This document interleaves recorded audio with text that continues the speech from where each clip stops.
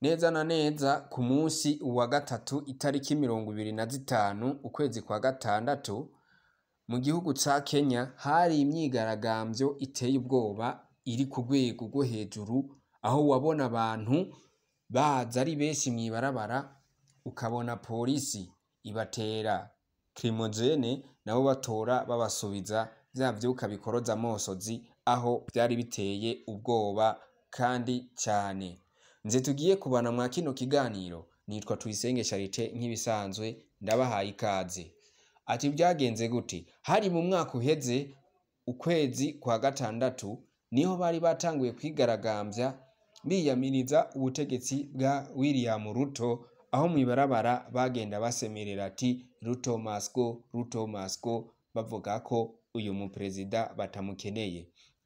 Ati vyaje gute rero kugira ngo bamwiyamirize? Ico gihe yari yashizeho itegeko ryagomba kwemezwa n'inama nshingamateka yuko bagomba kongereza amahera azohora akora buri mwaka kugira ngo bishure ideni bafise. Rero ico gihe abenegihugu biyamiriza iryo tegeko, niko kwinjira mw'ibarabara bakavuga ati iryo tegeko rikajaho tuzoba tugowe, tuzoba duhumiwe bivanye n'ubuzima tubayemo no musi, ibintu bikaduga kurusha runo rwego, tuzoba duhumiwe noneho kazoba kabaye. Niko kuja mw'ibarabara bariyamiriza baravuga ati iryo tegeko noneho ntibikunda, ntiryosinywa, ntivyoshoboka. Kuko usanga niyo twoyatanga vyoja mu nyungu z'abayobozi gusa canke mu kurya ruswa, twebwe abanyagihugu bato bato ntiboheza ngo batwereke ngo vyakoze uku, ngo vyakoze gutya. Wosanga ari twe turiko turababarizwa ubusa kandi ari twe tuba twatanze imisoro. Ivyo rero ni vyabaye mu mwaka uheze, mu mwaka w'ibihumbi 2024.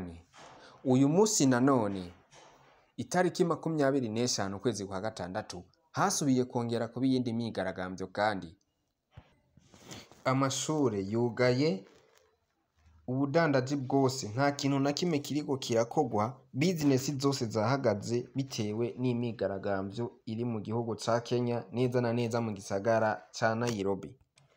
Reka rero wumve ngo iyi myigaragambyo nanone uyu mwaka yari mibi cane, aho abigaragambya noneho tugiye ku nama y'amakoraniro twigaragambirizeho, twerekanye akarenganyo turiko turakorerwa. Kandi kuri uno musi wa none tuvugana bigaragara ko hamaze gupfa abantu 16, abarenga 400 barakomereka hejuru y'iyo myigaragambyo yabaye mu gihugu ca Kenya. Kandi n'ibintu mwagiye murabona namwe, aho polisi y'igihugu yabona umuntu ariko arigaragambya ata kintu na kimwe abakoze, ukabona baramurashe.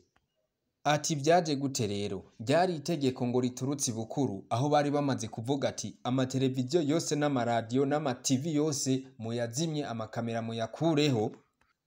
Ubwo urumva nawe nk'umuntu mukuru barinze bavuga ati mukureho amakamera, amaradiyo byose byo mu gihugu, urumva haba hariho akantu bagomba kwikorera. Turabandanya n'ino nkuru yacu.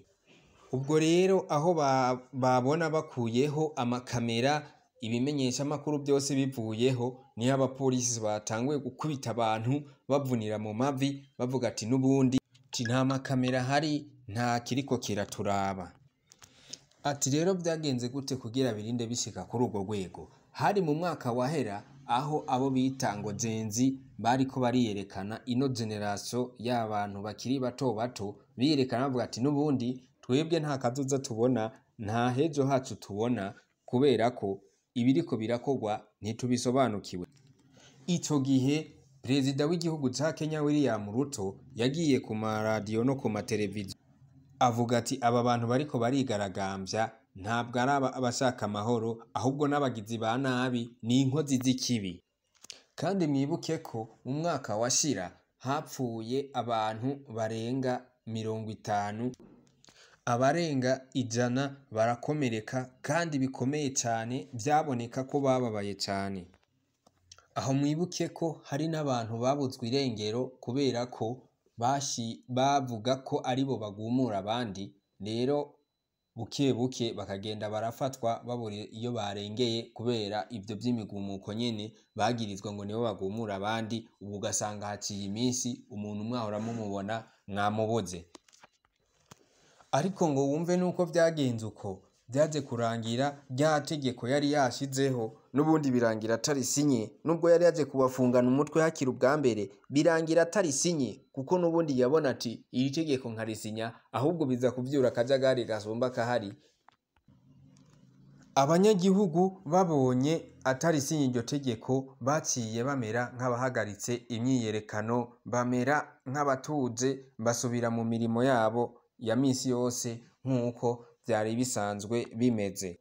Ariko gusa wumve ngo abenegihugu ntibacitse intege, bakomeje kwicara bavuga ati noneho turabonye ubutegetsi bwacu intege zabwo aho zigera. Abenegihugu bakomeje kwicara bafise inzigo, bafise umujinya, bavuga bati n'ubundi hari benshi bacu bapfuye, hari abantu bahohotewe, hari abantu banyurujwe tutazi iyo bagiye. Nyene urumva nawe ntiwobura agashavu. Hari igihe imyigaragambyo itera ugasanga nk'umuntu wawe waramubuze, ugasanga nk'umuntu wawe yabaye ikimuga, canke umuntu wawe yarapfuye, ugasanga hagumye akantu k'inzigo, umujinya udahera kubera ko imyigaragambyo yatewe n'umuntu umwe gusa.